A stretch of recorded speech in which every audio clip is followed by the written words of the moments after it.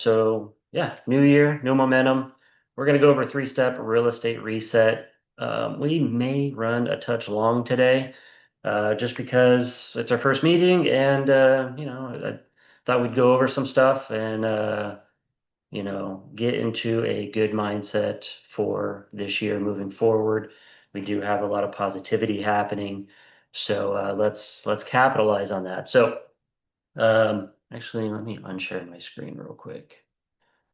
So to get started, I thought that, we have a lot of new agents on the team. This may be your first meeting with us. I thought I'd give a little bit of background on kind of how I got to where I am today. Because, coming into the business and you don't know me, you may say, oh, wow, doing well, things like that. Well, it wasn't always that way. I was a new agent at one point. I got started in 2020, or sorry, 2003, not 2023, 2003, actually in Las Vegas. Um, I really struggled the first 6 months after getting my license. And what I really attribute that to was a lot of fear. I came from, I was in the hospitality industry and, I interacted with the public kind of daily, but I never had to do like lead generation or anything like that. And that is a huge, huge, huge portion of this business is how you generate your leads. And so, I was on a team with my friend, and he's like, "Oh, I got all these, kind of cold leads, and just call on them and see if they want to buy a house." I'm like, "Oh, God, that's terrifying." So, um, I mean, it gave me a lot of anxiety to sit and think about, I'm going to call this person I never knew, and why am I calling? Am I a telemarketer? Like, what is this, And so I made a few calls, obviously just got a bunch of rejections. I sounded super unconfident on the phone. It just did not go very well.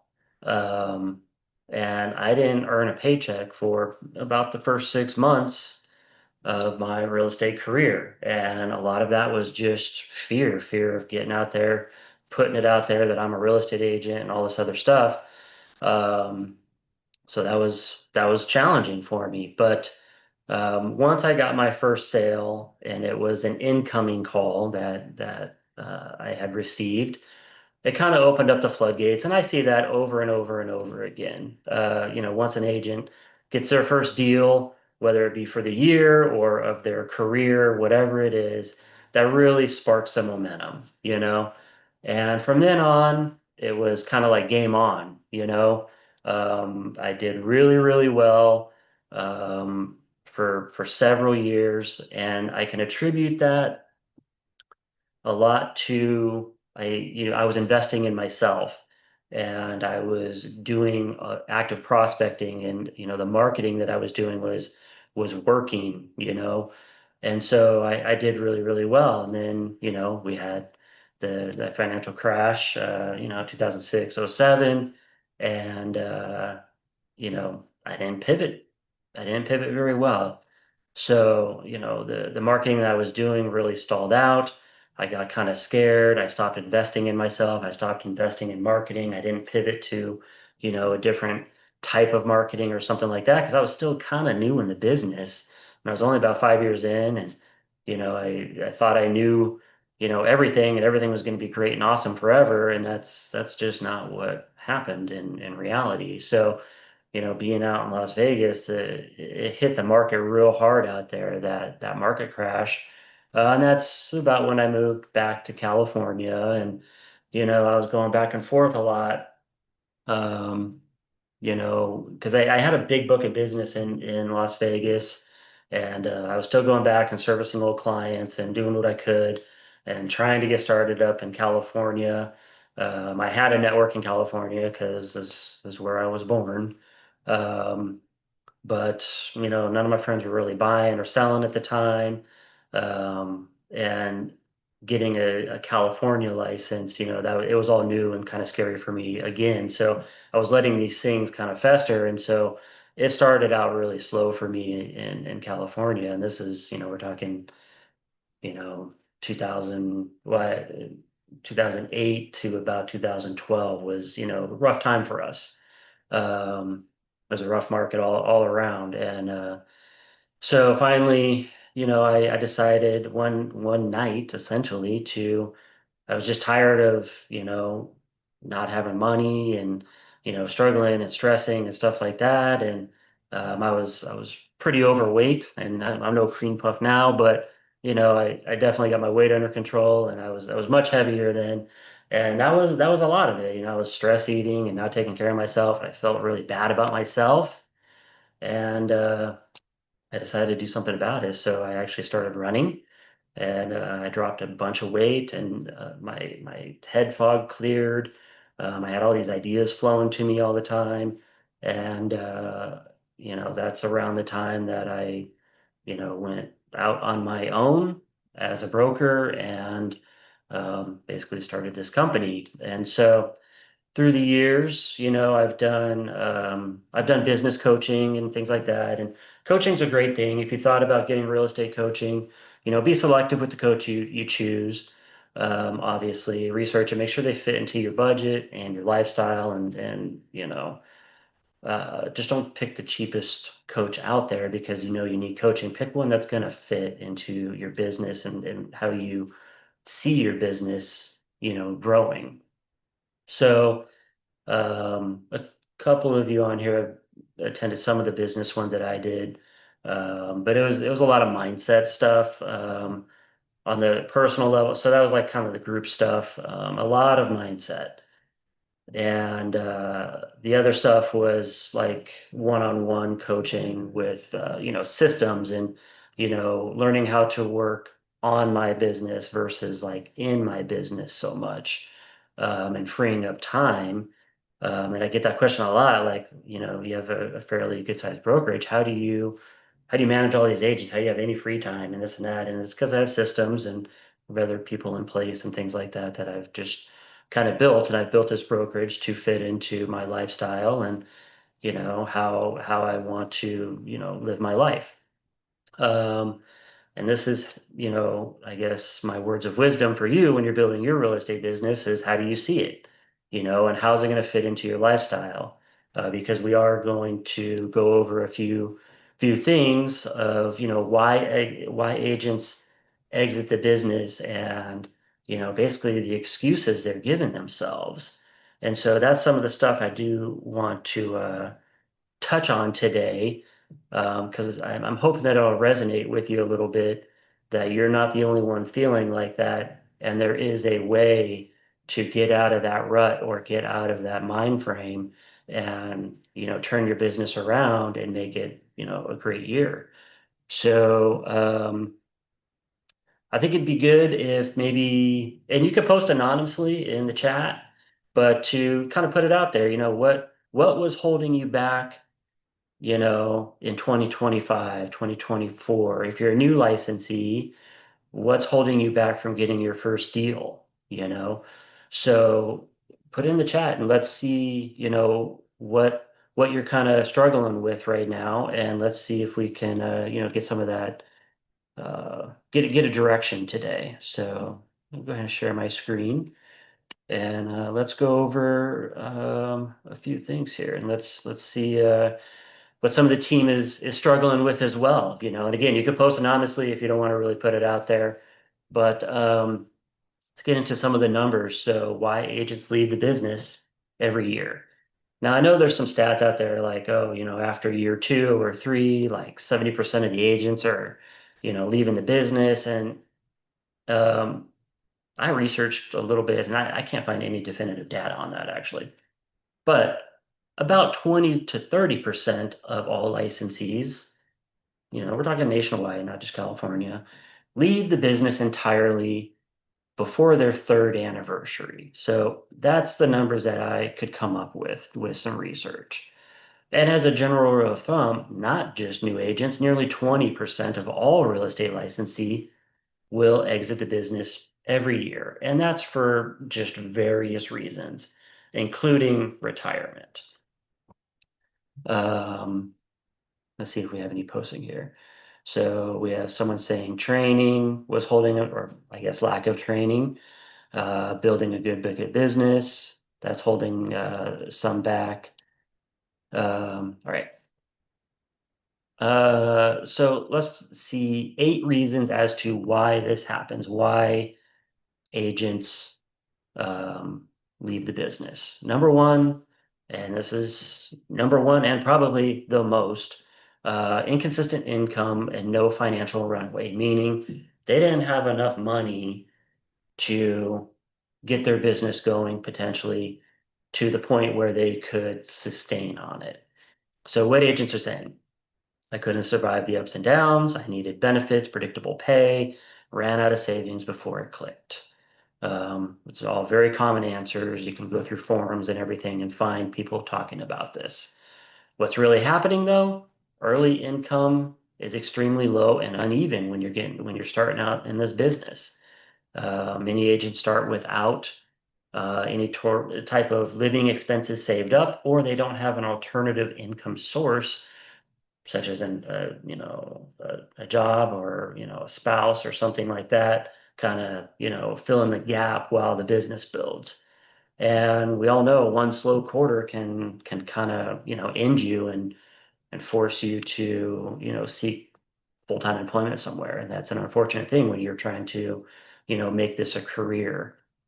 The industry reality, median gross income for agents with less than 2 years experience is extremely low compared to long tenured agents, but it's not impossible to make great money your first year. I've seen numerous agents do really, really well their first year, and it's about setting your goals. And I know my first year in real estate, even though I didn't make any money my first 6 months, after getting licensed, my goal that year was to make the same amount of money I made at my salaried position, which way back then, sadly, was $41,000 a year. So I wanted to make $40,000 that year in real estate. And I actually, in the last 6 months of that year, I ended up making $40,000. So I actually hit my goal my first year. I just had a really, really rough start. Um, and then my goal my second year was to double that, and I did that as well. So, and again, that was just getting systems in place and doing marketing and prospecting and stuff. Um, so after that, I didn't have any more slow quarters, right? I always had stuff in the pipeline.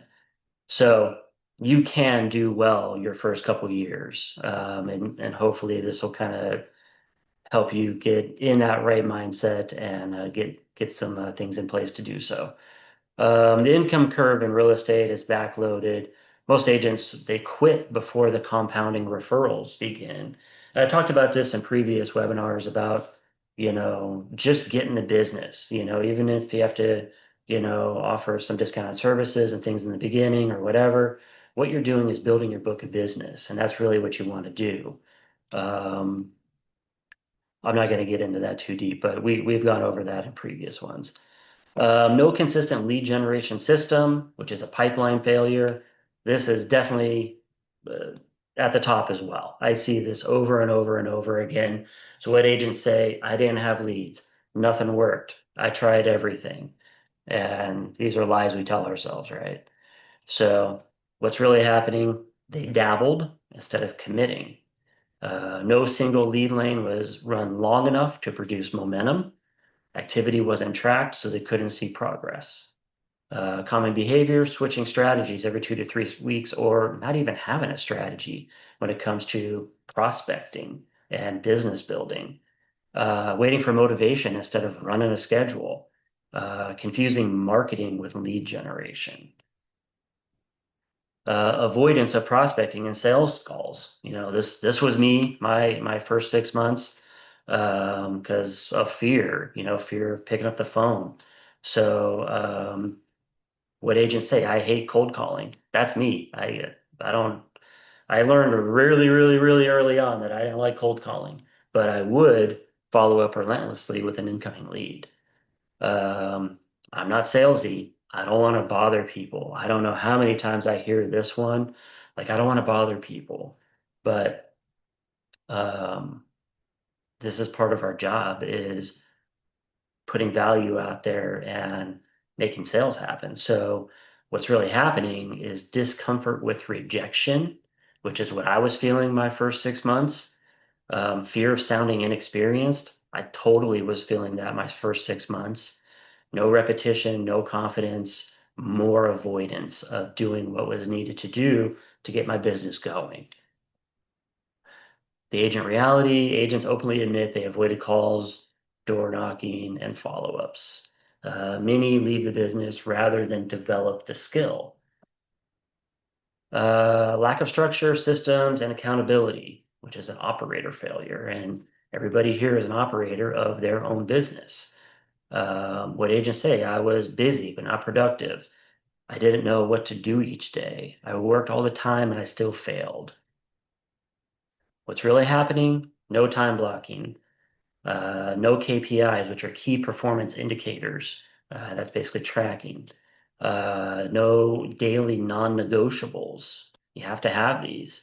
And no one reviewing numbers weekly, as far as where you're at. And again, we're talking about tracking your successes and failures so that you can fine-tune your strategy. In contrast, you look at a top producer, they run schedules, they run scorecards, they run follow-up systems. Businesses don't run on motivation, they run on systems. So you really have to get these things in place in order to really, give your business a kick in the pants. Misaligned expectations. This is a big one, and I hear this quite often, not even from new agents, but seasoned agents, who are kind of struggling with, how they used to generate business possibly to now. What agents say? My broker didn't train me. I was on my own. Everyone else already had leads. What's really happening is many agents join expecting leads instead of learning how to create them.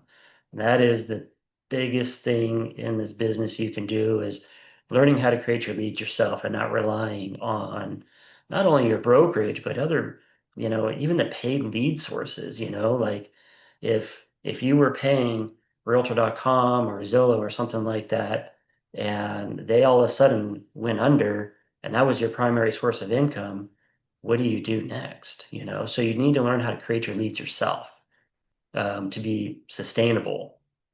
Lack of initiative to seek advice or information, no accountability structure. So we offer Code 52 here. Um, and I know when you first log in, you're like, I put in my numbers, this and that. What that is that's accountability tracking. So that's, showing you, okay, well, your activities are producing these amounts of numbers each week, good or bad, and that's accountability tracking. Reality check, even great brokerages can't replace personal discipline. And again, we have to see this as our own business. And the only person that's going to make it happen is you. Agents who expect to be saved usually end up leaving the business. When I say saved, I mean saved by the brokerage they join. And we see, brokerage hoppers in the business, where they're going to go to this brokerage because they were promised new and shiny things, and it sounds awesome. And the recruiter over there promised them all kinds of things, and then they're there for a few months. It's not going how they thought. They didn't close a deal, and then they move to the next brokerage. And that's a terrible way to go about the business. Basically, the lesson is no business survives without ownership of the operator, which is you, the agent. The only person that can save your business is you, truly. Burnout from always being on, so energy failure. And this can happen with health and stuff as well, because I experienced this, throughout my career where I would, I would not go and do my daily habits of exercise for several days or weeks. Sometimes I get a little slump or whatever, and I feel my energy failure or my energy failing, and my inspiration and everything. So what agents say? No work-life balance. Clients expected me 24/7. I was exhausted. What's really happening though? They didn't set boundaries. They didn't have systems control workflow. They're reacting instead of running a plan. And I see that quite often as well. The irony, burnout often comes from lack of structure, not too much work. So the lesson is chaos is exhausting, but systems can create freedom for you. Unrealistic expectations about speed of success. And this is not only for your business, but each time you launch something new, a new, new marketing or new prospecting plan or anything like that, you have to have realistic expectations of how long it's going to take to succeed with those. So what agents are saying, I thought I'd close deal faster. Social media made it look easy. Other agents were crushing it. And we might see that over and over again. If you follow other agents, you're like, man, they're doing like so good and they're closing all these houses and stuff. Or at least it's perceived that they are. And you have to think about that too. A lot of what is being shown is they're trying to build their business as well. So they may be also struggling. Um, what's really happening, social media highlights wins, not pipeline building. Agents underestimate time to first listing, skill development curve, follow-up cycles. The reality, real estate rewards consistency over time, not quick bursts. So the lesson is businesses don't fail, people quit early. And I see that over and over and over again when it comes to lead gen. An agent will throw $100 at something and expect a sale to come out of it. And that is just an unrealistic expectation that does not happen. Um, if it does happen, it's one of those kind of like fluke things that might happen once or maybe twice during your career. But generally, you have to have the plan and you have to give it some time to work. Lack of identity as a business owner, which is a mindset failure. Again, you're your own operator of your personal real estate business. So what agents say, I'm not cut out for this. Maybe real estate wasn't for me. What's really happening is they treated their business like a side hustle, a flexible job, a hobby with commissions. The difference, thriving agents see themselves as a CEO, marketers, sales operators. So the lesson is people who don't see it as a business don't run it like one. So the unfortunate pattern, most agents leave not because of one thing, but because of multiple things. No financial runway, inconsistent lead engine, no daily structure, no accountability, no long enough timeline that they're giving themselves. I'm going to check the chat here a little bit. So yeah, we have, new to CA and new licensee, no sphere, but I have been door knocking, cold calling without results. Social media is swamped with lead solutions, but it's difficult to figure out who is legit, trying to figure out best path to get leads and to market. Jack, if you want to schedule up a one-on-one coaching, I could probably help you through some of that stuff. Um, I can make 400 calls a day, but I lack training. It's easy for me to speak to people I love and I can take the no answer, but somehow I get people. How can I get people to trust me easily? Um, that a lot of times is your approach with the call. This is probably something I would dive into just for sake of time on a one-on-one call with you, and we can go over that. And maybe I'll also do an upcoming webinar this month on that. What's Coach 52? It's a program that we offer everybody here. If you want a Coach 52 account, you can email Roxanne and she'll set you up. It's info@riserealtyca.com. Just tell her you want a Coach 52 account. She'll set you up. Definitely need to track something because I only track my follow-up for leads. Open houses have been great for me. That's good. All right, I'll get back into it. So let's go over excuses, reality, and a productive reframe. And the reframe, in my opinion, is really important. And this is something that I started doing, and that's my internal conversation with myself and how I talk to myself and actually how I talk to others. And this was something that I really practice a lot from one of my business coaches. is reframing kind of like how I spoke and how I spoke to myself. Because if we're constantly telling ourselves one thing, that one thing is just going to continue happening to us. So it's important to reframe our excuses. So here's 10 excuses I heard this year while talking to real estate agents about their business and how they think like a business owner instead of a victim, or actually how they can think of a business owner instead of a victim. So the market is bad right now. Um, I hear that one a lot, especially agents moving over to the company. We chat about how many sales you've done this past year. Well, the market's bad right now, so it really hasn't been that great of a year. So what the agent means, listings, buyers are scarce, rates are high, buyers are cautious. I mean, that has been the market, the past few years. We're going to continue that into 2026. It's not going to miraculously go away. I think it will improve, but it's not going to go away completely in 2026, in my opinion.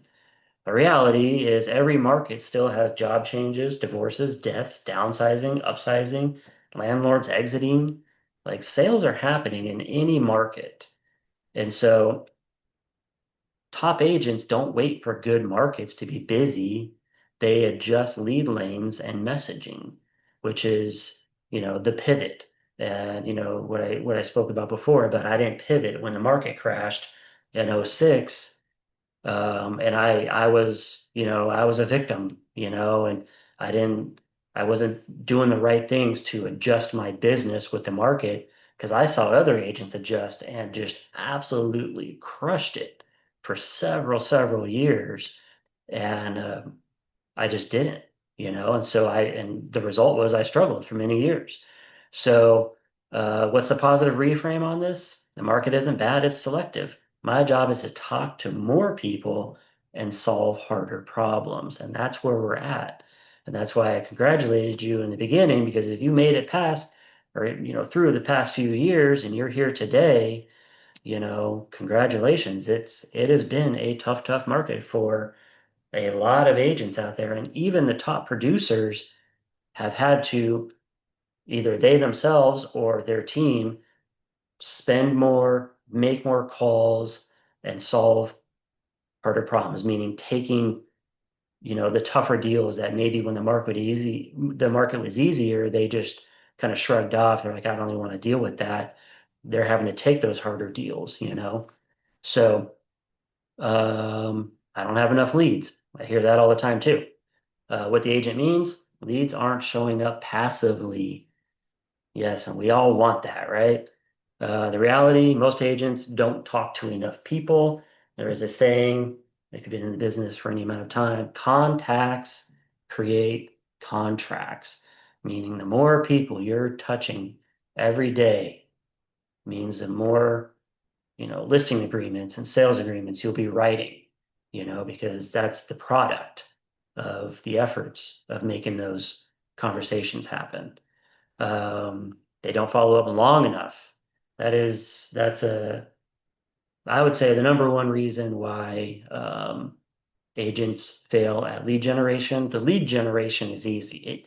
You can go and generate leads today for not very much money on Facebook, Google pay-per-click, anything. It's really not difficult. It's the follow-up part because, what happens, the cycle between when someone finally fills out a form or does something is a lot longer now than it used to be. They're doing research. They may be thinking about buying in 6 months, maybe later this year, maybe if the rates hit this certain point. There's all these, things and that that leads head of when they're actually going to pull the trigger. And so if you just toss that lead too early, you're throwing away the money that you spent on the marketing for one thing, but the chances of it converting are there, especially if they're a willing and able buyer, but they're just waiting for the right timing. So you have to have systems in place with the follow-up for long term, for the next 3 months, for the next 6 months, and you're staying in front of this person. That's when it converts, and that's when your pipeline really starts growing. Because if you have so many of these all the time coming in and being nurtured, all of a sudden towards the end of the year, you're busier than you've ever been because things are starting to come around that started, 3, 4, 5 months ago with the first contact. So the other is they switch strategies too fast.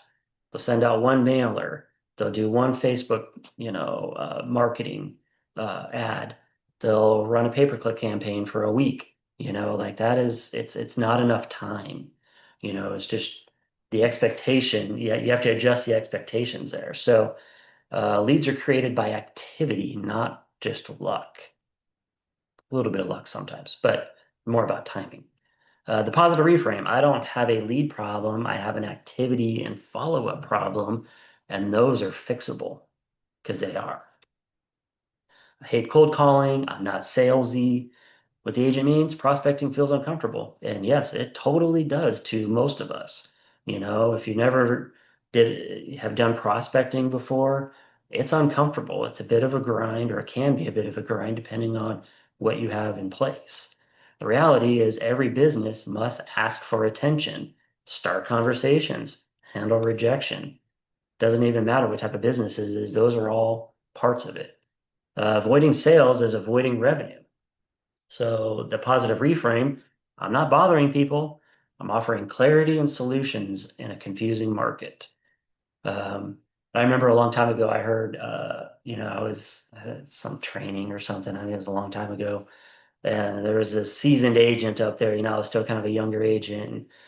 And, someone asked him, what do you tell people, uh, we're in this market and they ask you like, what, how's the market? And he said his response was always the same. Um, he said, the market's remarkable. I've never seen anything like it. And he said, the reason why I say that is because it works in any market, whether it's up or down, you know? So I was like, yeah, that's actually true.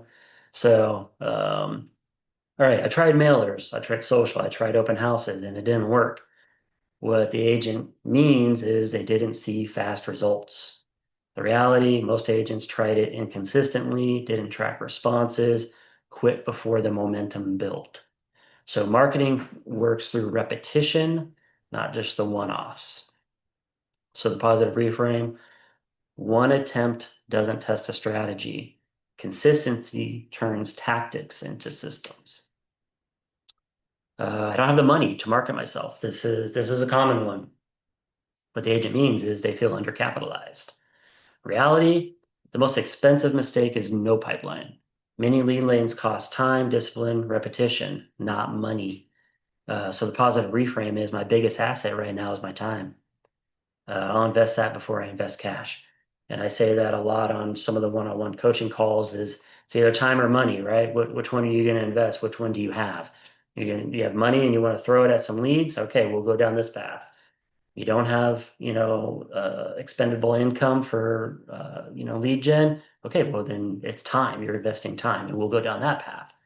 So, um, my brokers didn't give me enough support. What the agent means is they expected more direction or leads. No brokerage can prospect for you, follow up for you, build your confidence. I mean, we can help. And like I said, I do the one-on-one coaching calls. You have to, schedule them up though. Ownership beats environment. If you treat this like your business and you're out there driving it, then the brokerage you're at has really no relevance aside from probably commission structure at that point, and maybe some of the systems they offer. Um, Support helps, but ownership of my business is what makes me profitable. So that would be your positive reframe. Everybody already has an agent. And what is it, like 1 in 50 or something like that in California, are either licensed or they know somebody licensed, like a family member or something. I mean, there's a high number of licensees in California. It's second in the nation. What the agent means is they feel late to the game. And this is never going to change. And yet there's new agents coming into the business, crushing it by year 2 and doing better than many seasoned agents. So there really is no late to the game thing. It's just a matter of taking ownership of the business. So the reality is most consumers outgrow their agent, forget their agent, or don't hear from their agent. So loyalty fades without contact. The positive reframe is people don't need a new agent, they need a present one. Um, I run statistics on that quite a bit in previous webinars of, you know, clients using the same agent to sell their home as to sold them the home. And the numbers aren't good, you know? So even though someone has used one before, doesn't mean they're 100% going to use them again. Um, just into the chat real quick. Yeah, recommending reading books to sharpen your skills. Definitely. Ninja Selling is a great book. Agreed. Um, Everyone knows about seven agents. 79% will use the same agent. Only about 20% actually do. Yep. All right. Number 8. I worked really hard but didn't get any results. What the agent means, they were busy and tired. Reality, effort without direction creates burnout. So businesses require the right activities, measured consistency, and reviewing that weekly. So the positive reframe, I don't need to work harder. I need to work more deliberately. Um, just not good at real estate. And I don't know, maybe that's true, but more than likely what the agent is saying is confidence is low. The reality, skill comes from reps, repetition, conversations, mistakes, and coaching. Confidence is a result, not a prerequisite to this business. So the positive reframe, I don't lack talent, I lack reps, repetition. Reps build confidence. Um, I failed. I made mistakes along my real estate journey. I made a lot of them, simple things from showing homes and opening my mouth, saying something, forgetting something in a contract. I mean, as long I've learned from all of them and I've had to fix those mistakes. And yes, I lost a client or two along the way when I was, back in sales early on because, my lack of confidence showed, and sometimes my lack of experience. And nobody wants to lose a client. And it's a real hard lesson, but it does build character, and it if you don't let it crush you, it really actually helps you in the long run to figure out some of these little mistakes that you're going to make along the way. So acting, expecting that everything is going to go perfect 100% of the time, it's just not, you know. Most of the time it will, but the more deals you do, the more people you talk to, the more homes you show, the better you get at all of it. I don't have time. Number 10. So what the agent means, they're reacting instead of planning. Uh, a lot of that's, flying by the seat of their pants. I see that quite a bit. Reality, time gets eaten by distractions, especially social media, non-revenue tasks, and not setting boundaries for themselves. So businesses don't run on spare time. Positive reframe, I don't find time, I schedule priorities. So again, this is, how are you talking to yourself? Are you telling yourself, any or all or some of these, 1 through 8 excuses? Let's reframe that as we move into 2026 and building your business so that you're not beating yourself up. So the core pattern here in failure versus success is excuses protect comfort, reframes create control. So let's do our best moving forward, or at least recognize when you are beating yourself up or making excuses. Ask yourself, okay, what am I really struggling with right here and why? Um, So as we start the new year with new goals and renewed momentum, let's ask ourselves these 3 questions.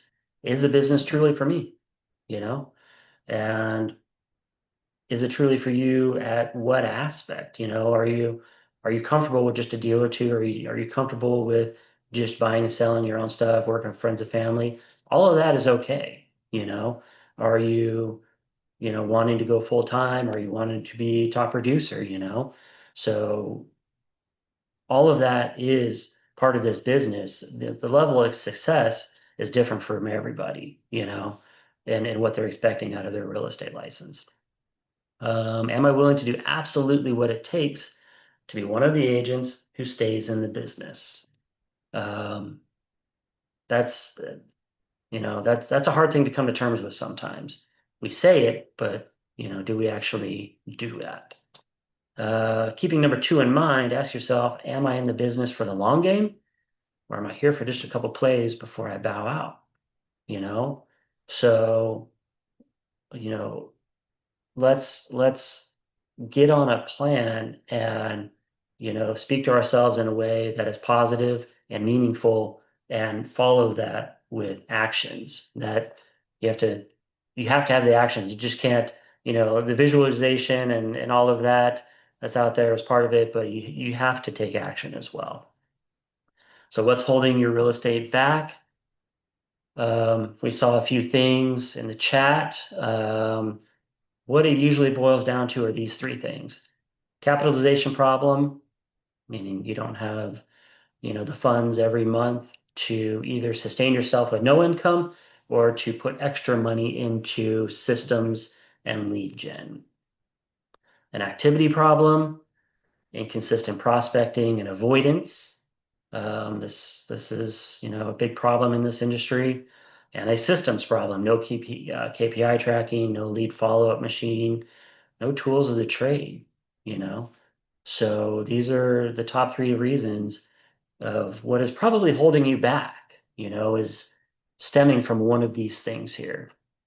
So let's look at a three-step fix um, on how you can get on track. And again, if you want to schedule up any time with me to go over some of this stuff, you just use my Calendly link. So step one, for the next 30 days, this month, pick one lead lane with a clear, cost-effective option. The rules, only one lane. Don't say, well, I want to do this and this and that. These three lead gens. Let's pick one this month. And secondary support for 30 days. And that's it. If it doesn't create conversations, then it doesn't count. So most coaching systems and experienced agents agree agents fail because they never commit to one lane long enough to see the momentum. And if you've been on any of my mailers webinars, that, I say, don't, if you're not going to commit to this for 6 months, then just don't do it because it's going to be a waste of everybody's time and money.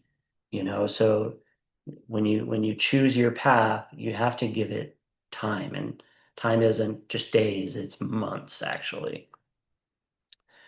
So some, samples here, a listing focused lead lane that's cost effective, geofarm and light prospecting. And if you're to go to talk to any coaches or any seminars, anything like this is a top coaching staple that any of the coaches probably talk about is geofarming, right? Activities would look like a 2 to 500 home farm. Don't pick 1,000. Don't pick, this huge thing that's unmanageable. Pick something that fits in your budget and time.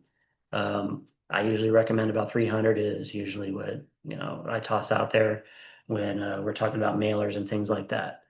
Two mailers a month, 10 to 20 circle calls or door knocks per day in the same farm, one open house a month or in the near farm. So you want to be working within that farm on all of those things. And again, these are just samples here. Why it works, it compounds over time, creates authority and familiarity, reinforces local expert positioning.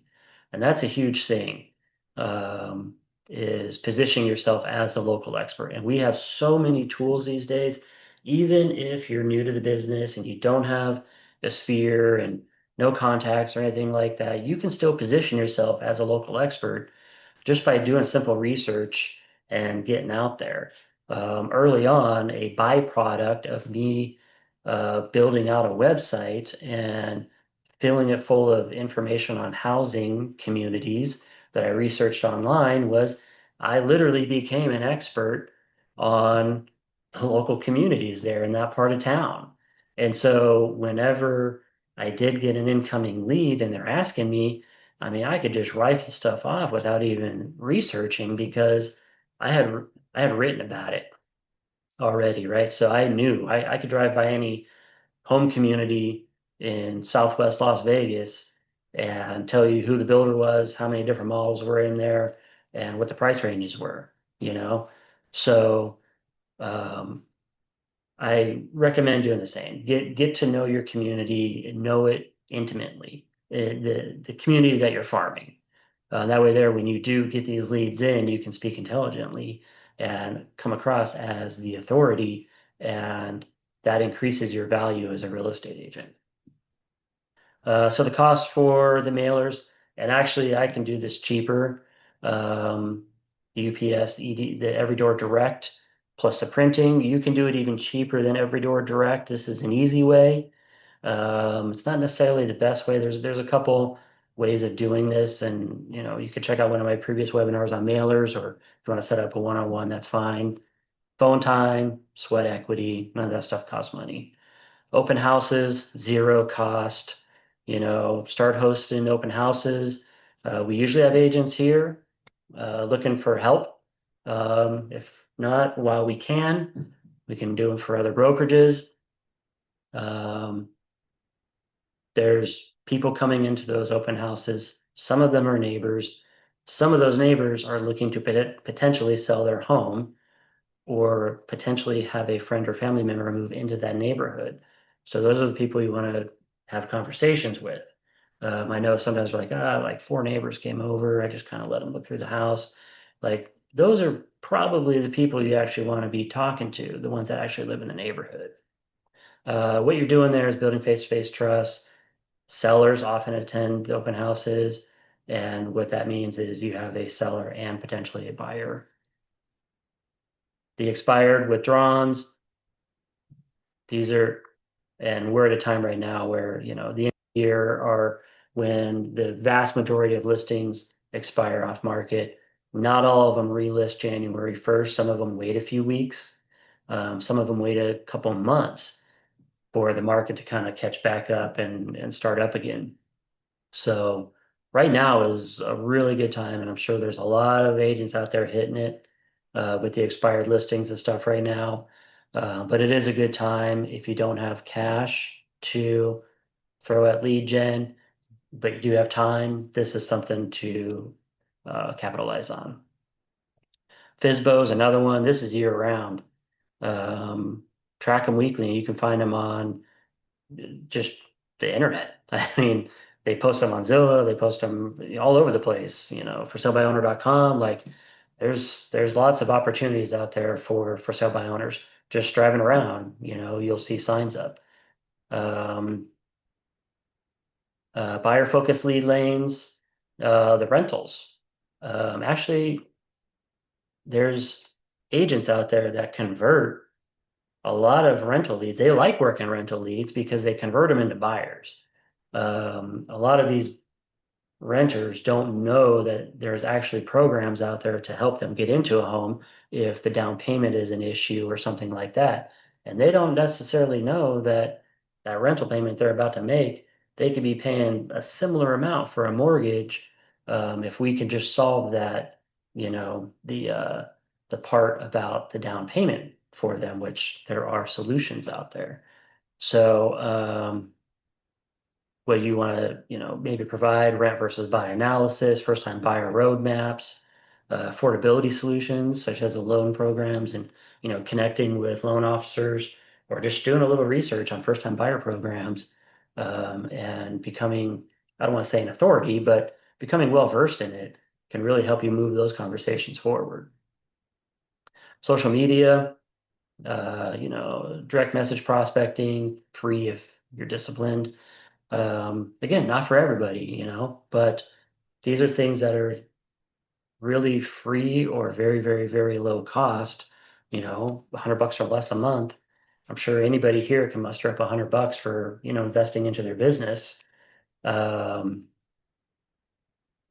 what else we have? Sphere reactivation. So if you've been in the business a little while, you got out for whatever reason, you're getting back in, or maybe you just kind of didn't do a good job with keeping connected, reactivating your sphere of influence could kickstart your business like no other, really. I mean, it has the highest rate of return on investment, and it's the lowest cost generally. I mean, lowest cost, it's literally like a phone call, to just reach out and talk to your sphere of influence. So lesson here, pick the lane you'll actually do daily. The best lead gen is the one that produces reps, not anxiety.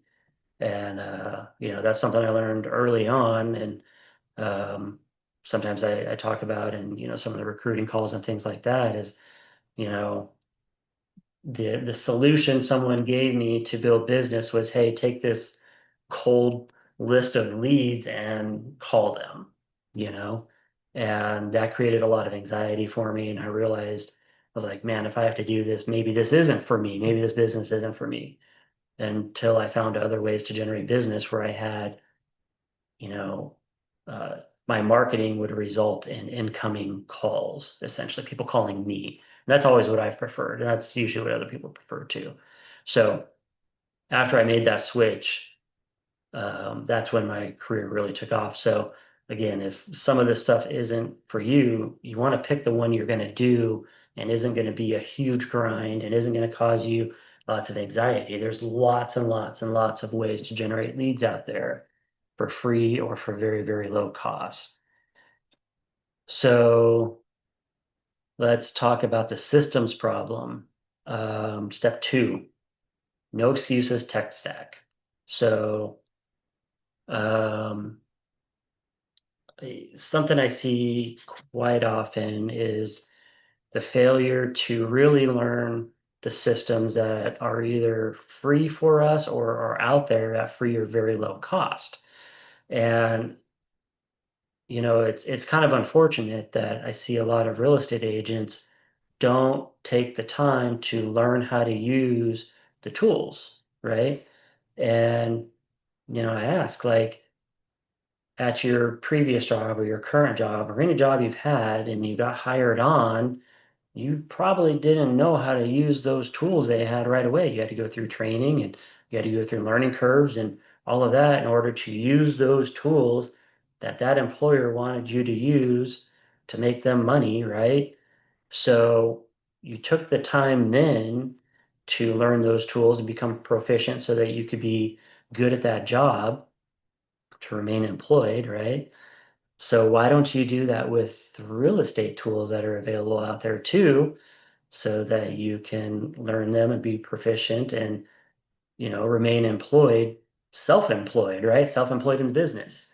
So um, let's get in that mindset of, okay, I need to take some time out of my day, every week, whatever it is, whatever you have, to learn some of this stuff so I can use it well and become proficient so that it helps me build my business. So let's remove the systems problem. Core business tools. So here's some stuff that's available out there. Some of it is free because you're with this brokerage. So Homey Air. We launched this last year.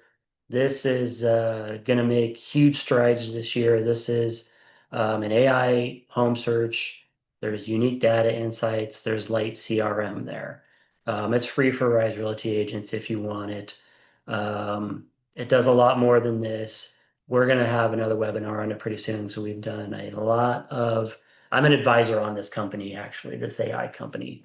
So we made huge strides in the past probably 4 months with this product, and we have a lot of stuff lined up for new product rollouts and things like that coming up. And again, this is free for Rise Realty agents. Coach 52, again, free. That's accountability tracking. There's marketing templates. There's free coaching in there from Jeff Lobb.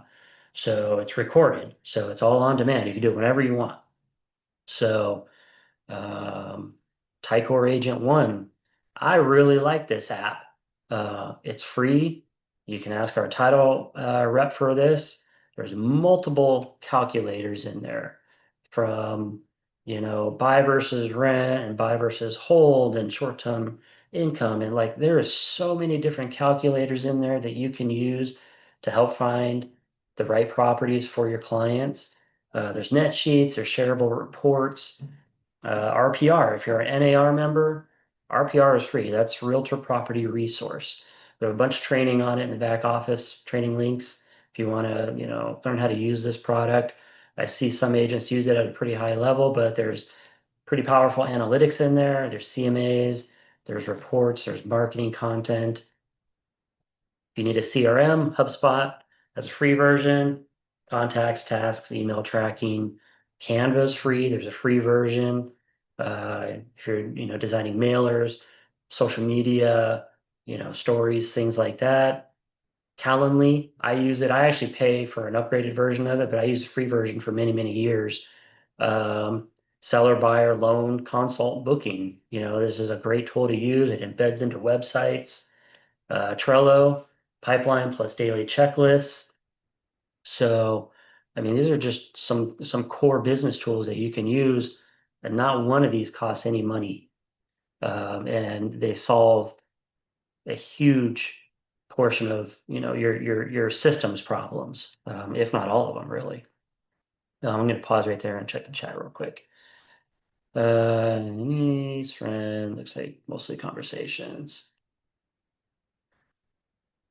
All right. So must add tools. So if you want to take it a step further, easy website and landing pages. If you're planning on doing any sort of, you know, Facebook marketing, pay-per-click marketing, that kind of stuff, landing pages are usually good. Now you can have them built into Facebook and stuff, but depending on what type of ad you're going to run. But easy website and landing pages, best options, card, 0 to 19 bucks a year.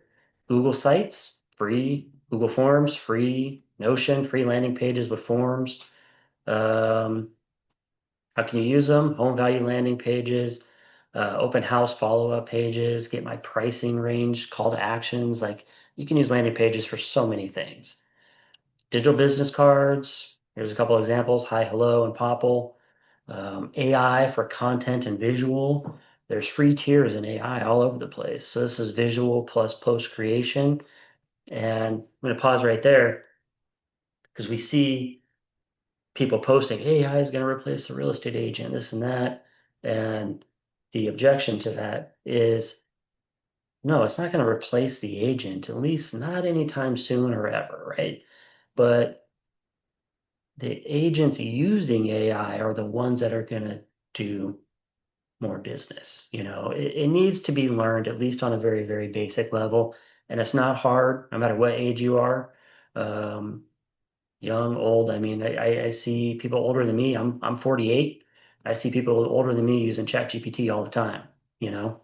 So yes, that's one of them. Captions, scripts, emails, Canva AI tools for your social videos and short videos.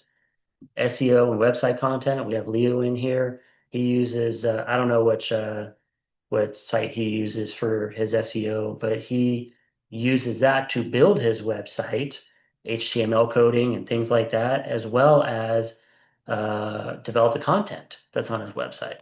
And he's getting placement in Google, so it works. But he's taking the time to learn this, and he's getting contacts from it. So if you want to ask him about it, he's in the chat.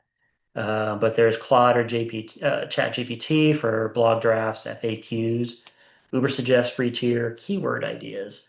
Keywords are important when you're doing, this type of, um, I call it prospecting or content creation. The rule AI is for speed, not perfection. Um, so just keep that in mind. It's not going to be perfect. You do want to read it, but it's made to, put stuff out fast. Um, Forms and tracking, Google Forms. I mean, I use Google Forms for a lot of stuff.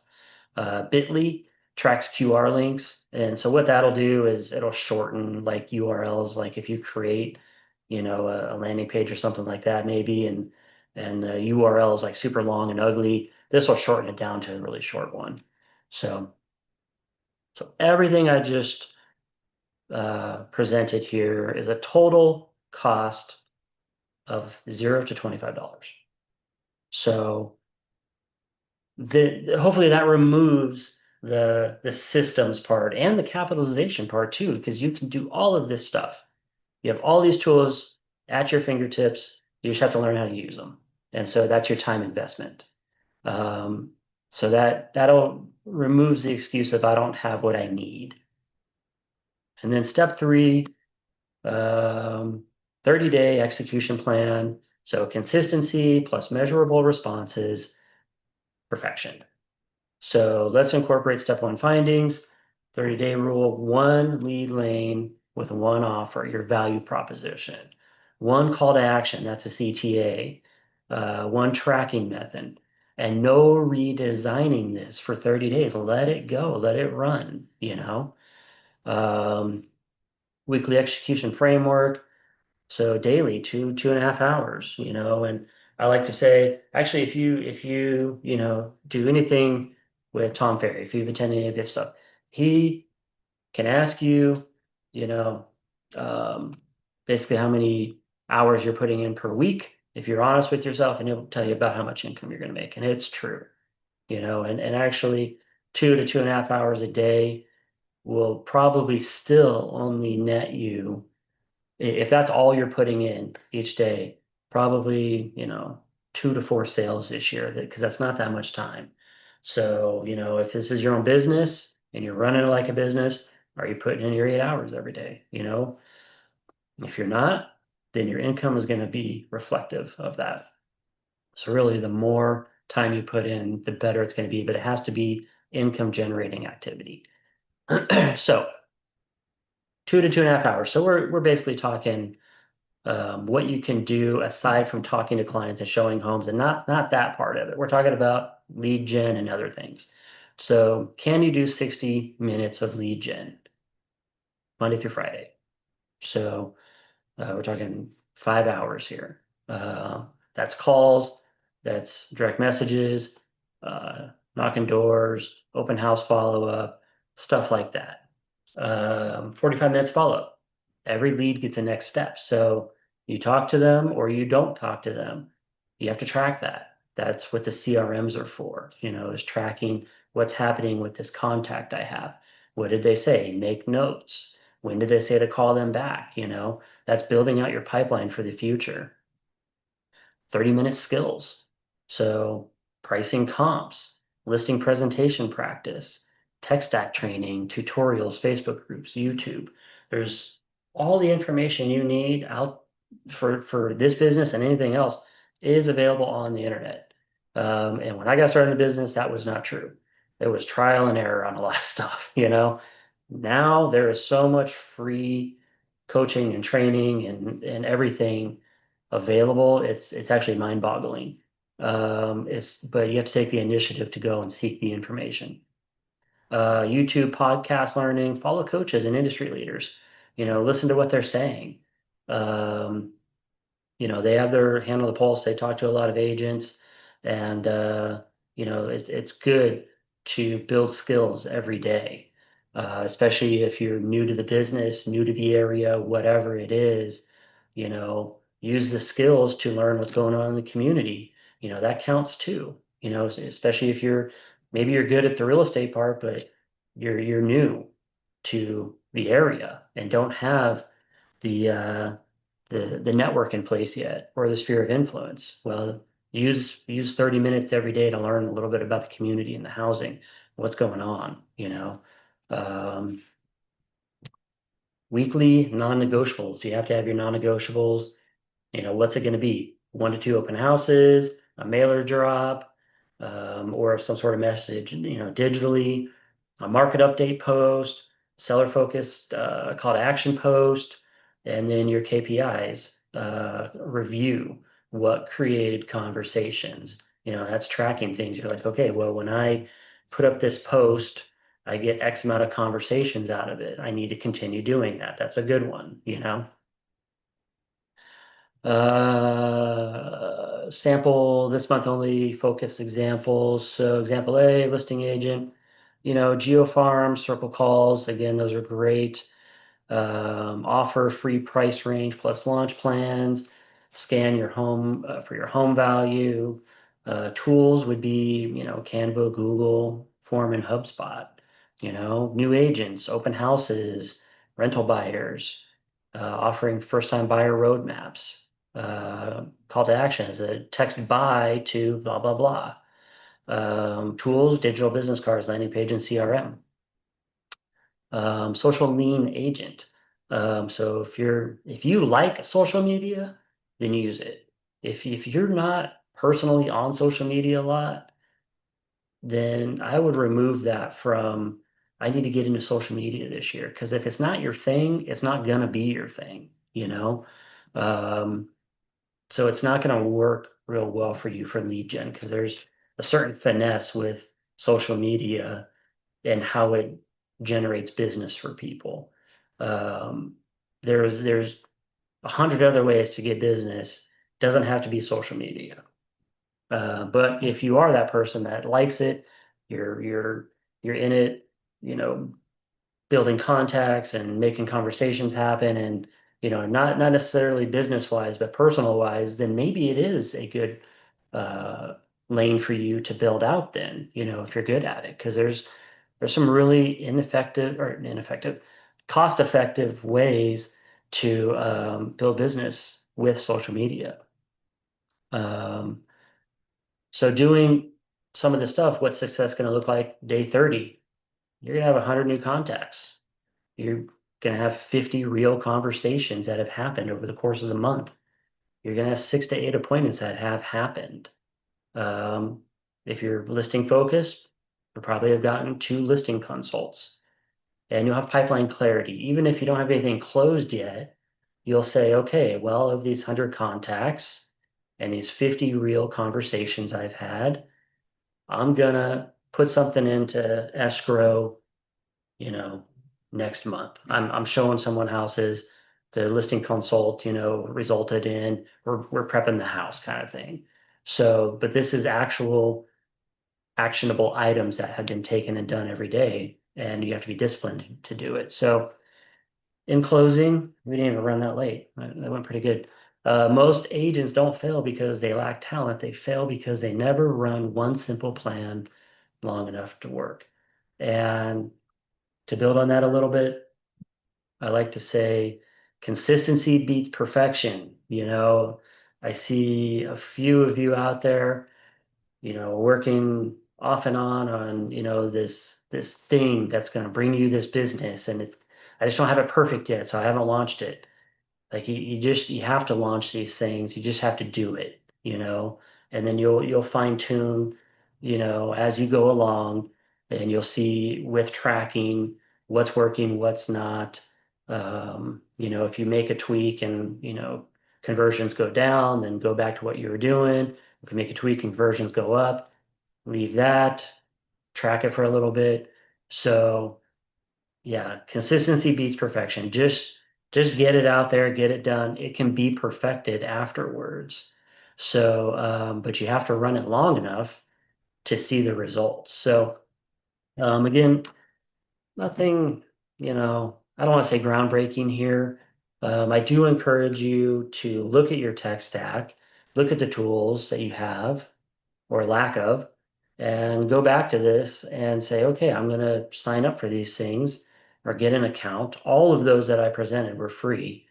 Um, so that you have the tools in place, which is going to boost your confidence a little bit, especially if you take a little time to learn them. Spend 30 minutes a day or a couple days to learn that tool and how to use it and practice with it. So that way you can become, somewhat proficient or proficient in it, and that builds your confidence. That helps build your confidence. So again, I'm happy to discuss any type of marketing plan that you want to do. Um, just schedule up a time on my calendar link. We can review some things and hopefully get you on track. And then I'll come up with some other stuff for this month. We have a lot of stuff in our library. If you look in our back office, we did put all of the previous webinars um, in the library there. So if you want to go back and see some of those, they're all titled and what they were. So I've gone over a lot of lead gen stuff. Um, I actually haven't done a lot of mindset stuff, so I was kind of happy to do this one today. It's been a little while since I've kind of delved into that, but it's a huge part of the business is being in the right mindset. And now is a great time to really capitalize on how we're all feeling, moving into the new year. We have a little bit of momentum. We have, some inspiration and things like that. So don't let that go to waste. Get a 30-day plan in place of a lead lane And again, if you want some help creating that, let me know and check yeah, there's a lot of information in here from Leo on, getting a website up. He used a WordPress site. So, Cindy, yes, we do. This will be up in our back office and in the Facebook group, the Rise Realty Facebook group, later today.